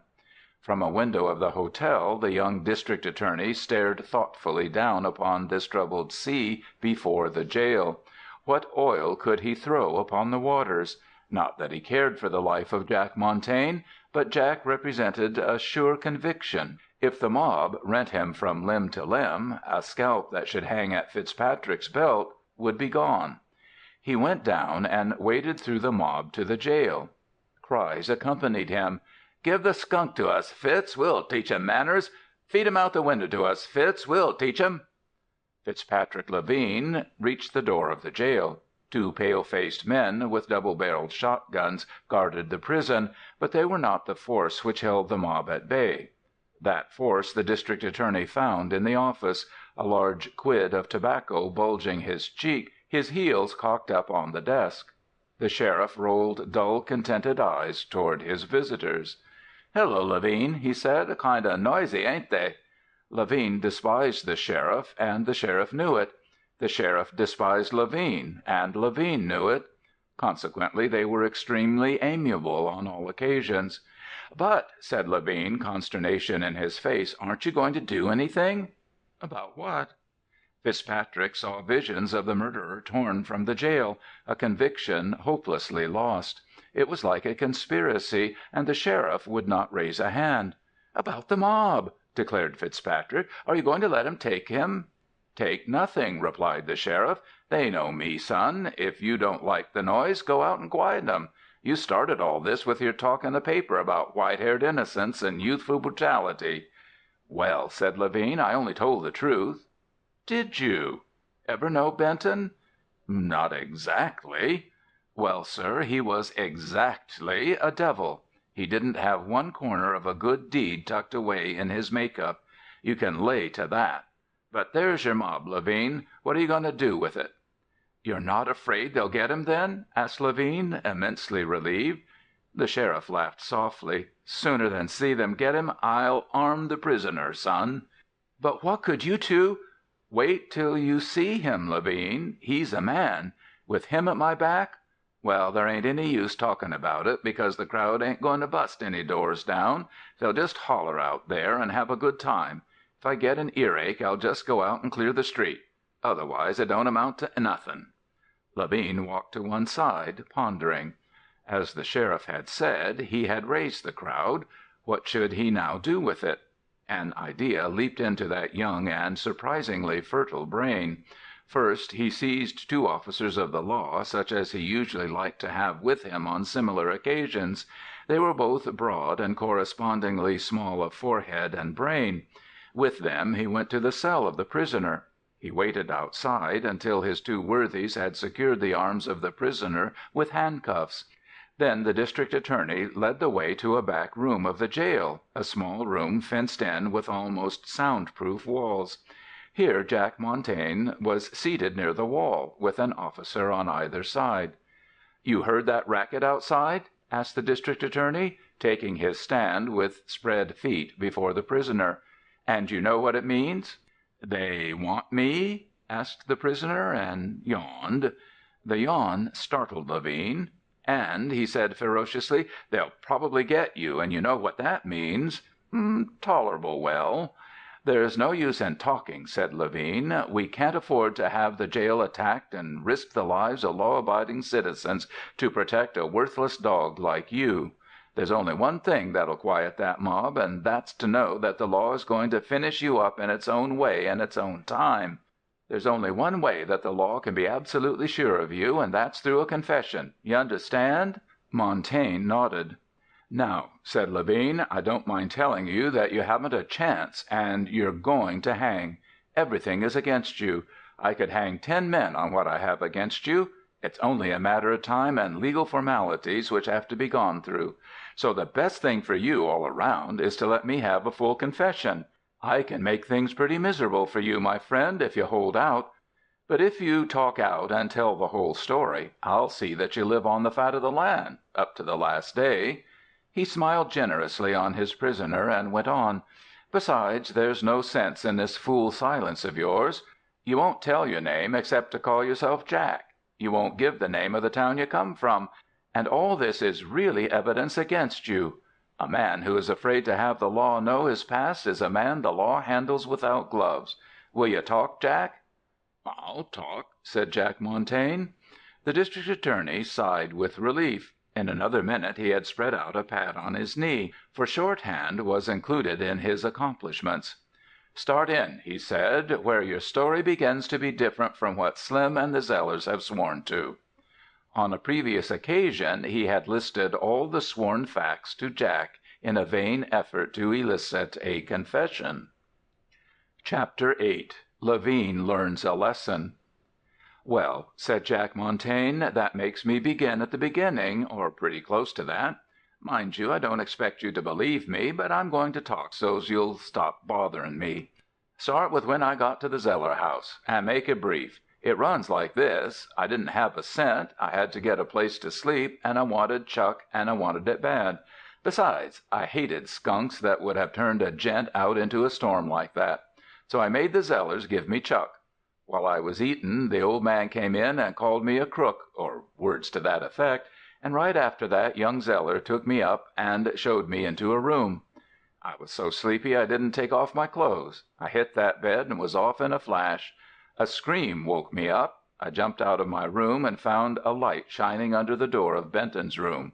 I smashed that door when I found it was locked, because inside that room I heard a scampering of feet. When I ran in, there was nobody there, but old Benton was lying dead. The chest was open, and the papers were ruffled a good deal. I went downstairs and called Mrs. Zeller and her kid. They came up and looked. Then, while I was talking to the kid, Mrs. Zeller sneaked out. I went after her in a minute, and I heard her telephoning the sheriff. So I knew her plan was to send Larabee after me. I was alone. I knew that both the woman and Gus would swear their lives away to stick me for the murder, because that was their only way of taking suspicion off their own shoulders, where it belongs. What was my word against both of theirs? I didn't wait. I grabbed my hoss and started. The sheriff followed. You know the rest. As he concluded, Fitzpatrick Levine smashed the pad to the floor. "That's your confession, is it?" "Yes." "By heaven, I've a mind to let that mob in. Listen to 'em." Outside, the crowd set up a fresh clamor, surging toward the jail. For half an hour the good men of Boontown had been shouting to keep their anger alive, shouting to find a leader. "I hear 'em," said the prisoner, "and I'd a pile rather face them than face you and your crowd in the courtroom." The lip of the district attorney curled. He cast one glance at his henchmen, and they rose instantly to the occasion. "You skunk," said the red-headed man at Jack's right, "take this to teach you manners," and he smashed his fist into Montaigne's face. The impact toppled man and chair. He was jerked to his feet, and the district attorney, first making sure that the prisoner was securely pinioned on both sides, stepped close and shook his fist under the nose of Montaine. "There's more of the same stuff comin' for you," he said, "unless you stop lyin' and tell the truth. Are you ready to talk?" It was only the beginning of the third degree. It was only the beginning of that process which Fitzpatrick Levine loved above all else. In the meantime he watched, fascinated, the progress of a crimson stain rolling down from the mouth of Jack Montaine. The stain was doubly red, because Montaine had suddenly become deathly white. At sight of that badge of fear, the heart of the district attorney leaped with pleasure. "I've told you the truth," he said, "and I ain't goin' to lie even to give you the pleasure of hangin' me, but don't have one of these gents hit me again." In reply, Fitzpatrick Levine smiled slowly, as a connoisseur smiles when he inhales the bouquet of a favorite vintage. He raised one finger, and this time the black-haired man at Montaigne's left acted. His burly fist drove home with a sickening impact. Jack went down, his head striking the wall. He rolled forward on the floor and lay quiet. "Pick him up," said Fitzpatrick Levine. "I'll teach the dog to threaten me. You heard him threaten me, Dick?" Dick grinned, and reaching down, jerked Montaine up with one exertion of his burly arms. But it was like lifting a wildcat. Montaine came to his feet, the handcuffs dangling from one wrist. The sheriff very foolishly had neglected to warn his assistants about the great flexibility of those slender hands of Jack, and now his hands were free. He swung the manacles into the face of Dick, and the black-haired man dropped without a cry. Then Jack spun on his heel and smashed his right hand into the face of the redhead, and sent that worthy crashing back against the wall. The district attorney leaped for the door, but between glancing over his shoulder in terror to see how long it might be before the danger assailed him from the rear, and the shaking of his hand, he could not lift the key into the lock of the door. The redhead was battling with noble vigor and calling wildly on Dick to come to his aid, but his voice was choked and stifled in a rain of blows. He got to his revolver only to have it kicked out of his hand. It exploded as it fell on the far side of the room, and the explosion drew a fresh shriek of amazing power from the district attorney. At the same instant the red-headed fellow was back to the wall, and the whipping fists of Jack Montaine, driven with uncanny speed and terrible power, smashed his face until he cringed down, moaning for quarter. Then Jack Montaine turned on the district attorney.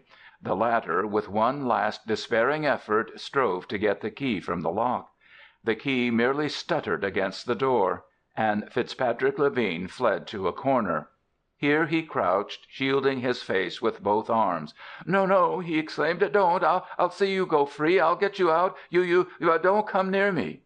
At that moment a hand turned the knob of the door from without, and the prisoner worked his free hand deftly into the manacle, the palm doubling to half its ordinary compass.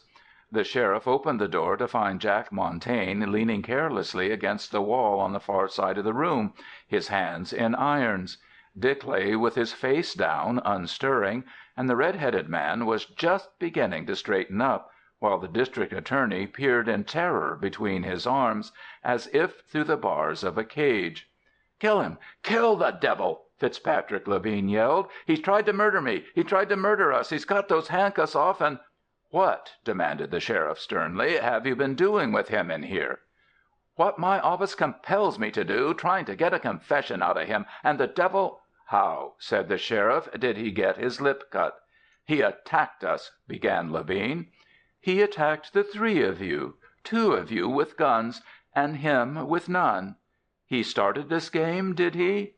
The sneer of the sheriff suddenly made it impossible for the glib tongue of the district attorney to wind itself around a plausible lie. He could only moan, "I'll make him suffer for this. I'll make him sorry for the day he was born." "Look here," said the sheriff, staring mildly at the district attorney, "I guess I didn't see you kneeling over there in the corner and begging Jack not to hit you. I guess I didn't see nothing like that. If I did, I'd try to forget it. But listen to me, Mr. Hang-'em-Quick Levine. If you lay a hand on him again, I'll have to do a pile of remembering. What's more, I'll have you and your 2 thugs laughed out of town for yaller-livered skunks, which you are. District attorney! Bah! You ain't worthy of licking the boots of Jack. Maybe he's done a killin' here and there, but he's been a man, according to my lights. That's more'n you and the 2 of them there can say. Now get out, and don't come sneaking back to raise trouble here. I'm running this jail, and I'll keep on running it."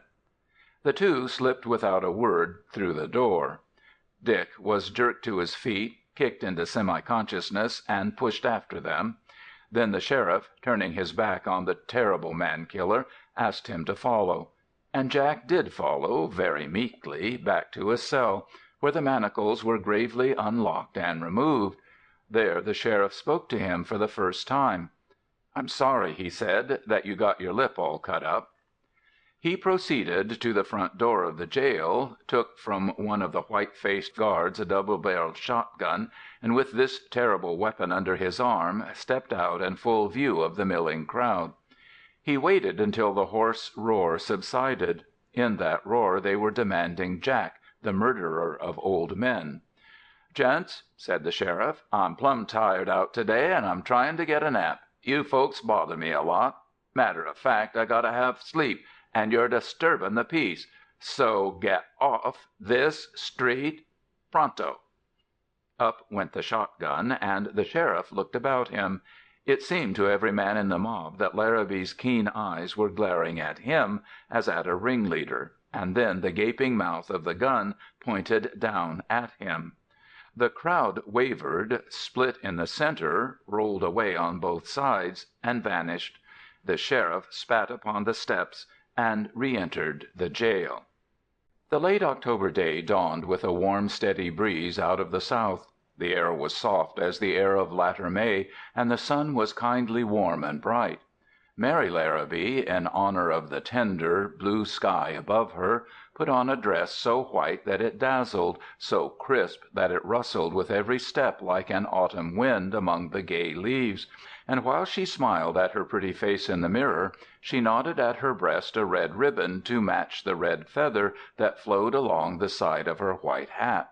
Then she went forth like some ancient warrior to battle, conscious of invincible armor. Her own neat little buggy, with her own span of bright-eyed bays dancing before it, waited in front of the house. They whirled her off down the road so fast that the heart of her mother came into her throat. She would have called a warning after her girl, but in her heart was a sublime conviction that no living creature could possibly have the will or the power to injure Mary Larabee.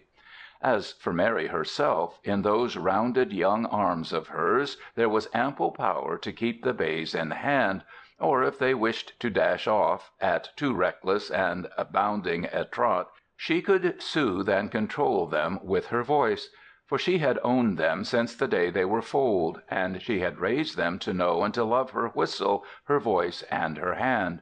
She could have brought them back to a more sedate gait, but there was no love of sedateness in Mary Larabee. That clear tan on her face and on her small, strong hands told of many a wild drive and many a wilder gallop through all weathers and over all manner of roads, and across the bridge of her tip-tilted nose there was still a suggestion of the mottling of freckles that had been so prominent during her girlhood. Sedate? She only waited until she had turned the corner of the hill, and then she let her dainty-footed mares go. And they went like the wind, while she laughed them on to greater efforts. She darted around sharp curves on two wheels, and with a shout she roared across shaking bridges. She flashed through Boontown, joyously conscious of drawing eyes after her on either side of the one real street. When she stopped before the jail, the bays were dripping and entirely willing to pause, but still, as she tied the hitching strap to the rack, they pricked their ears and tried to reach her hands with their foamy muzzles. She ran lightly up the steps of the jail, and whisked through the dark hall and carried into her father's office a rustle like the wind of the honest outdoors, a brightness like the kind sunshine. Sheriff Larabee, as usual, had his heels perched on top of his spur-scarred desk, and he turned his slow-moving eye upon her. Since she had grown up to pretty young womanhood, he had made a point of making no fuss over her, as a sort of antidote to the atmosphere of admiration through which she moved. But today she bore such a radiance about her that a very Diogenes might have dropped his lantern and his cynicism into his tub and stood forth to answer her smile. So the sheriff asked, "How come? Going to get married?" She merely laughed at him as he ran his eye over the whiteness of the frock. He worshipped every turn of her head, every rise and fall of her voice. All the profound kindliness of his heart poured forth around her. In silence. Mary understood. "I've come to see the inside of this old jail," she declared. "I'll call Bud," said the sheriff, yawning. "He'll show you around the place. How come? Want to take up my business after I quit?" "I might," she answered. "I hit 9 out of 10 with my .22 yesterday. I beat Judd, and he hasn't hardly spoke to me since." Said the sheriff. "I'll call Bud." "But I don't want you to call Bud." "All right. Go around by yourself." "You know what I really want? I want to see this terrible man, Jack." "You do?" "Of course." "Want to see what a real honest-to-goodness murderer looks like, huh? Well, I guess Jack will be glad to see you and have you stand around and look him over like a wolf in a cage. That'll be a pretty fine party for Jack, right enough." She sat forward in her chair, regarding his grave face intently. "Isn't he worse than a wolf, a man that's done a murder?" she asked. "Does he deserve to be treated kindly?"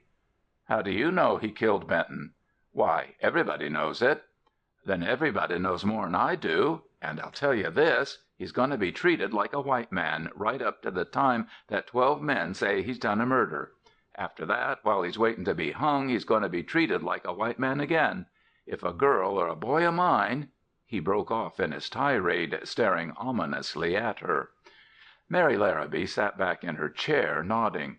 "You like him, don't you?" she asked. "Why?" "He's a man," said the sheriff. "He had your brothers and me under his gun once, and he didn't shoot to kill, but just to warn off. Keep that idea in your head, Mary." She grew pale at the thought. "You still want to see him?" "I want to see him and thank him," she said eagerly. "Why, Dad, how could such a man be a murderer?" She did not quail before the grim accusation which the world had placed against Montaine. Suddenly she was asking, "Has he a ghost of a chance of proving himself innocent?" "I dunno," replied the sheriff, "but he don't seem to care. He stopped hoping, what with the crowd yowling to get at him, and that little sneak Levine badgering him. Jack don't seem to care whether he lives or dies. When a gent stops being interested in life, he's about through." She bowed her head. In the Boontown paper she had read every word of the damning evidence against Montaine. Now she ran over it bit by bit. Truly it seemed a perfect case against the stranger, unless her father's prejudice in favor of Jack might be based on good grounds. "Will you introduce me to him?" she asked gently. "Sure," said the sheriff. "If you're going to meet him like that, I'll take you in." He led the way to the rear of the jail, to the cell of Montaine, where the latter was rolling a cigarette with careless skill. "This is my daughter Mary," said the sheriff. "I've been telling her how you played white when we were giving you a run, and she thinks she's got something to thank you about. I'm going back in front, Mary." As the sheriff sauntered away, he saw Jack Montaine rise and nod to the girl. He heard him say, "No call for thanking me. Matter of fact, I took the sheriff quite a bit out of his way," and he grinned as he spoke. "There's nerve," muttered the sheriff. "Enough for 10 ordinary men." But Mary Larrabee was unable to answer that careless speech for a moment. She stared steadily into the lean brown face of the man, the straight-looking eyes, remembering what her father had said. "He's a man." That, after all, summed it up. And when the prisoner merely nodded to her, she suddenly stepped close to the bars and stretched her hand through them.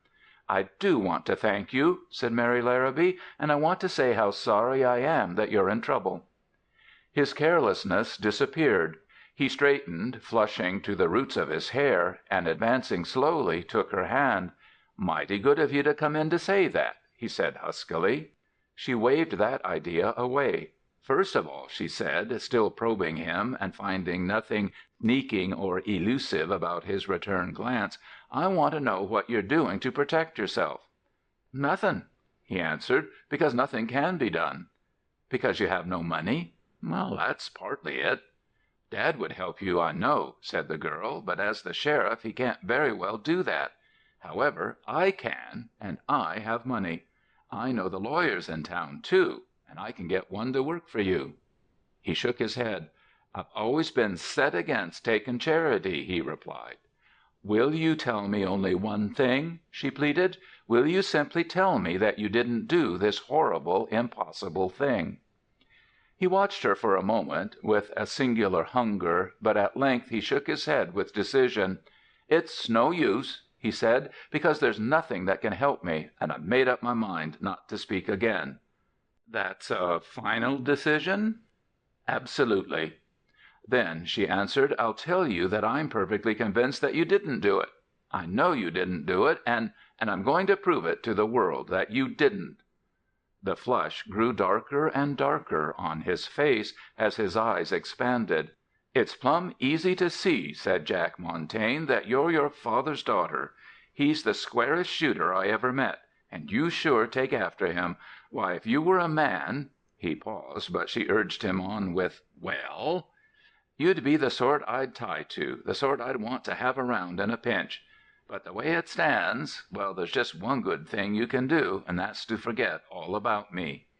He was so calm about it that the tears rushed to her eyes. To hide them, she turned abruptly away, waved her hand to him, and ran out to find her father. The latter was walking up and down outside the jail, scuffing up the sand and studying it absent-mindedly. "I've made up my mind to fight for him," said the girl, on fire with enthusiasm. "There must be some way." "Most like," said her father carelessly, "most like there is. Never can tell when something will turn up." Up and down they walked, past the side of the long, low building. She knocked her shoe against a bright bit of metal and stooped and picked up an old house key.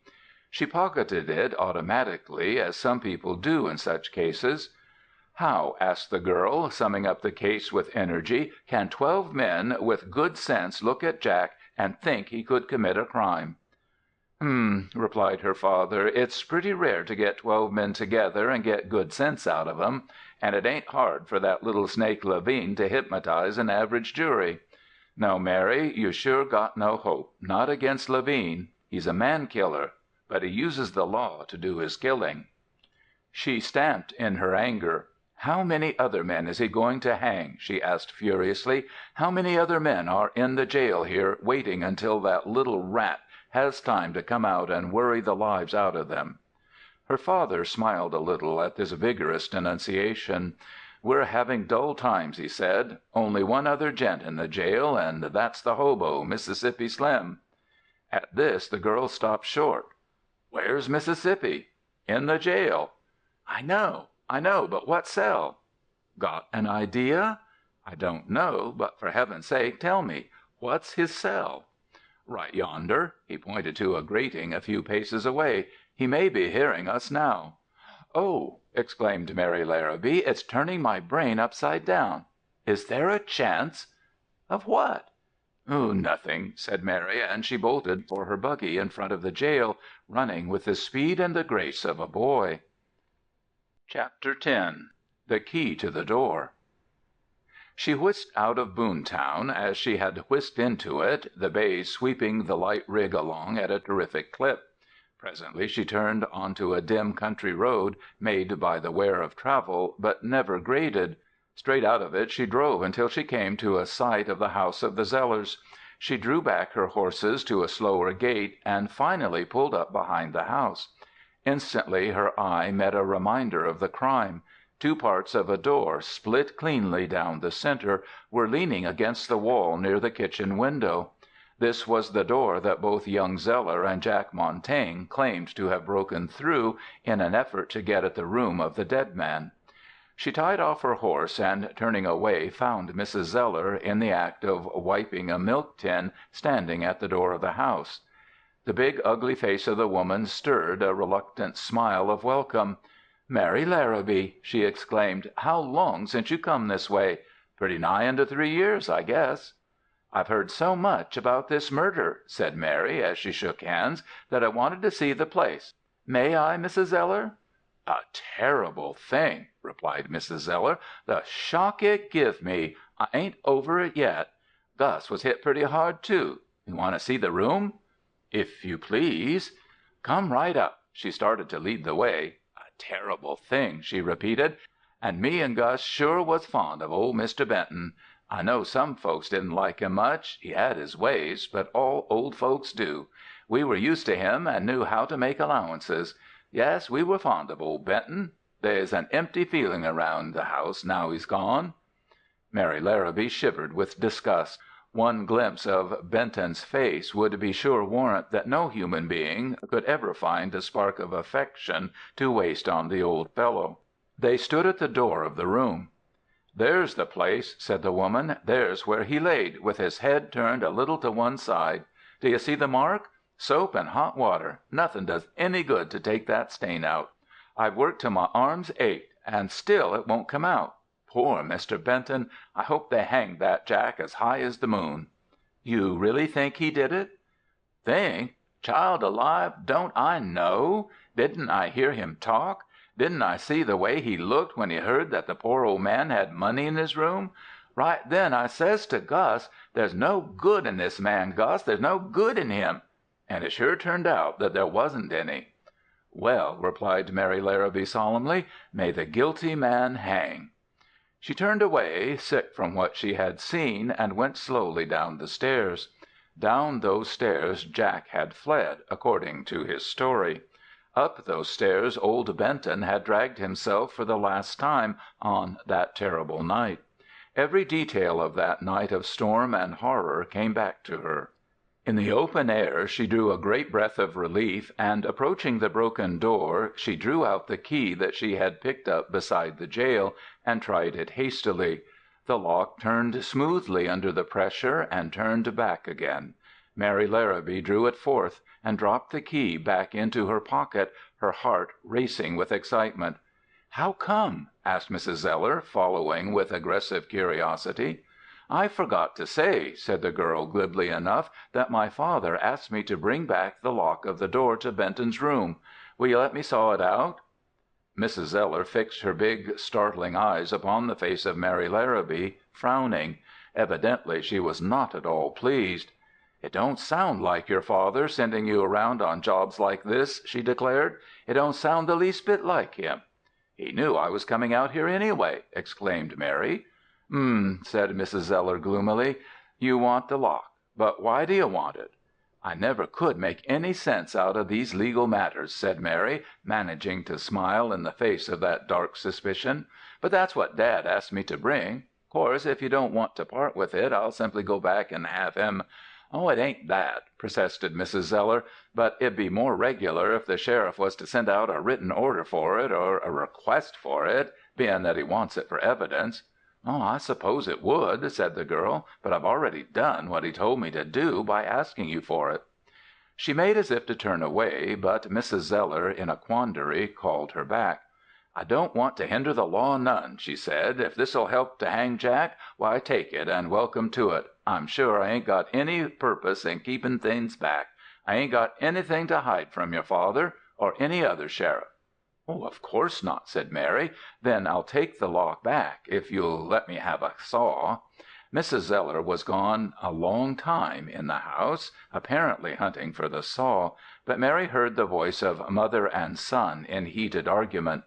At length Mrs. Zeller came out with the saw and, gloomier than ever, proceeded to cut out the lock and hand it to Mary. "I hope it brings bad luck to Jack, whatever his name. I hope this lock is the thing that hangs him," she said savagely. Mary untethered the horse and climbed back into her buggy. "Why do you hate Jack so much?" she asked, when she had turned the buggy round. "Why? Because he's a crook," said Mrs. Zeller fiercely, "and because he done a murder under my roof and robbed me." "Robbed you?" asked Mary Larabee. "Sure he did. Wouldn't Mr. Benton, if he'd died natural, have left me something in his will? Of course he would have. Who robbed me of it then? Why, this Jack, this devil did. Ain't that clear as day?" Mary shook her head. "I don't know," she said, "but if Jack is a murderer, I don't know where we can find men we can trust." "Wait a minute," said Mrs. Zeller, suddenly starting for the heads of the horses. "Wait a minute. Hold on, Mary Larabee. I've changed my mind about—" But a sharp cut of the buggy whip sent the bays sprinting away. "I can't wait," called Mary in explanation. "I have to hurry back." Then she dashed past the big woman and out onto the road. Mrs. Zeller followed a step or two, then paused with her arms akimbo and stared after the flying little equipage. At length she turned sullenly back toward the house. "There's a devil in these young girls," she confided to her son a little later, "and I'd give a lot to know what she's up to, the little vixen." The first thing that Mary did could have been seen from the house. She halted her team beside the tree where the tramp was known to have kept his fire on that night of nights. The site of the fire she examined carefully, and then swung the team back onto the road. The bays were in a foam when she brought them back into Boontown and drew up before the carpenter's shop. She found the proprietor in the very act of starting for the country. "Old Mrs. Purvis just phoned in," he said. "If your dad has some business for me, Mary, I guess it'll have to wait. Mrs. Purvis is plumb rushed. That's the way it goes with old folks. They want everything done so fast you'd think they was afraid death would come along before it was done." "But, Mr. Hands," said the girl, "this is a matter of life and death." Said the carpenter, and pulled his glasses down on his nose, so that he could peer at her over them. "Life and death?" She placed the lock on the workbench. "Is that a common lock, Mr. Hands?" He examined it, took up a bundle of keys, and tried some, one by one. Presently the lock was turned under his manipulation. "Common enough lock, all right," he said. "I got 20 old keys right here that could turn it." Mary Larabee uttered an exclamation of despair. "But," she protested, "I want to prove that this key belongs to that lock, and now you spoiled everything for me." She drew forth the key and handed it to him. "Let me see," muttered the carpenter, who was locksmith as well. "Let me see now. Maybe it does belong. But what difference does that make? I can fix you up with other keys for it." "Other keys? No, no, Mr. Hands. You must prove that this key belongs to this lock." "Well, maybe I could. You see where the bit of this key is worn off a little? That comes from being used in a lock that has a rough place in it. I can find out in a minute." He set to work with a screwdriver, taking the lock apart, examined it carefully, and then straightened with a grunt of satisfaction. "Look for yourself," he said. "Don't need no microscope for this. See this place sticking out in the lock? That's what's worn away the key. Must have took a tolerable lot of use to do it, but there ain't any doubt. See how it fits into the worn place?" "Mr. Hands," asked the girl, "how can I thank you for showing me? You saved him." "Saved who?" But lock and key were snatched from the carpenter's hand, and she was gone, whirling through the door. Chapter 11. The Whole Story. At the jail she swept her father into the storm of her enthusiasm. Key and lock were placed in his great brown hands. "You see," she explained, "that key has to belong to the lock." "Well, Mary," he admitted, "it sure looks like it. And what do you make of it?" "It must have been brought from the Zeller house." "That's natural. No doubt about that." "And who could have brought it?" "Jack, I suppose." "Oh, Dad, don't you see that his cell is on the other side of the jail? How could he have thrown it there?" "Huh?"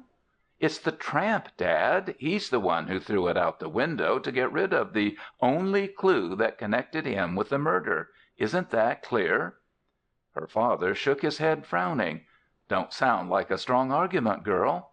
But how could that key have come there?" "I don't know." "Did you search Slim when you picked him up?" "Why should I search him? He wasn't near the house." "Then he might have had the key on him when he was brought to the jail?" "I suppose so." "How long would it take to walk from the tree where he had his fire to the house? Not more than 10 minutes, do you think?" "Not more'n that, I guess, if a gent stepped out lively." "Dad, he's the murderer." "But if he got rid of the key by throwing it out the window, he didn't get rid of the money that was taken from Benton's chest." She pondered a moment. "Will you take a drive with me out to Slim's fire?" He nodded, and a moment later they were spinning down the road toward the Zeller place once more. "He might have cached the money any place around this tree," said the girl enthusiastically, as she dismounted from the buggy at the side of the fire. "That's true," said the sheriff, and he began an ardent search. But there was nothing to be found. In half a dozen places where boughs joined the trunk, at a steep angle, he looked, but there was no sign of the money. "Or he might have dug a hole," suggested the girl at length. They examined the ground around the tree, within a radius of 100 feet, but there was no sign of earth having been broken. "Still," said the girl, "it must be here. He wouldn't wait to hide it any other place, because he'd be in such a hurry to get back to his fire. Isn't that logical? Before the murder he was seen drowsing by the fire. After the murder he was back at his fire again. That is his alibi." "You got all the terms down pat," said her father, "and it sounds reasonable, too. But what next?" "What about the fire itself?" "Buried paper money in a fire?" Larabee was chuckling. "See where he scraped that fire to one side? He first had the fire going on the left. Then he moved it to the right, where it is now, scraping the whole bed of coals. Well, is it reasonable that a man would move his fire once it's going? Isn't the hot bed of coals the most important part of a campfire, Dad?" "That's gospel, Mary." "Then perhaps he moved that fire to cover something." The sheriff said not a word, but simply kicked away the ashes and the charred remains of the fire. He thrust his hand down into the half-baked earth below it, tearing it away in clods, until at last he uttered a cry, worked a moment longer, and then stood up, holding a handful of dirty greenbacks. But Mary Larabee, staring, saw two visions pass before her eyes. Then money had no part to play in either. She saw Mississippi Slim hanging with a rope knotted around his neck, and she saw Jack walking out of the jail a free man. There in the hand of her father was the evidence that would accomplish both purposes. "The money and the key," the sheriff was saying. "Well, it sounds pretty good, but we can't be sure. The thing to do, Mary, is to get a confession out of Slim, if we can. That's the way to clear Jack. Otherwise, even if he gets off, his name won't be plumb cleared. Once a gent is accused of a bad crime, his name is black the rest of his life. I'll have to call in the snake, Levine, to help. My, won't he grind his teeth when he finds out what I've learned." On the way back to Boontown he detailed briefly the scene between Jack and the district attorney, which he had interrupted, and the mad fervor of the attorney's desire to hang the prisoner. She had the pleasure, an hour later, of seeing the district attorney swallow the bitter pill and admit that he had been wrong. But in 5 minutes he had regained some of his happiness. One trail was lost, but another had been opened. No matter what man died, a death was a death. Indeed, with marvelous elasticity of spirits, he was rubbing his hands and walking up and down his office in a fine heat of inspiration, rehearsing the evidence bit by bit. At length he said, "It's clear as day. He did it, but a good lawyer could get him off, probably. Somebody else might have buried that money under the tree. Somebody else might have tossed the key into the sand. The confession is what we need, and the confession is what I'm going to get. Come along."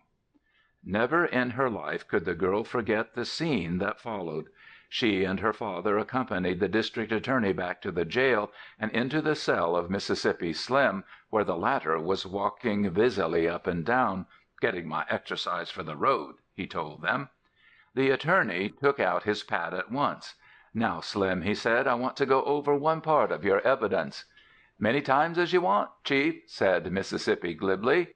"It was about what time when you first saw Jack?" "I dunno. 10 or after, maybe." "He disappeared down the road toward the house?" "Yes." "Good. Now, when you asked for food at the Zeller place earlier in the evening, what did you do when you were turned from the door?" "Went up the road."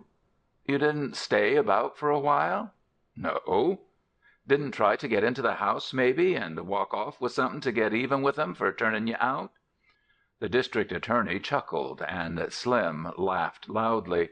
"I wish I had," he said. "Did you ever see this?" asked Levine, with a sudden and harsh change of voice, and he produced the key in the flat of his hand. There was an even more startling change in that rat-sharp face of Slim as he settled back on his bunk and sneered at them. "Playin' tricks, eh?" he asked. "I'll do no more talking, not until I got a lawyer here." "All right," said the district attorney, "but I suppose you're willing to hear a little story?" "Talk your head off," said Slim fiercely, "but don't ask me no questions." "It begins," said Levine, "with the moment Jack rode on toward the house. You looked after him, and you began to wonder if he might not have better luck than you did. Particularly you wondered what would happen when that big fellow tried to force the Zellers to give him a handout, huh? Well, you got so curious that after a time you decided it was worth getting a soaking to see the party. So you got up and followed.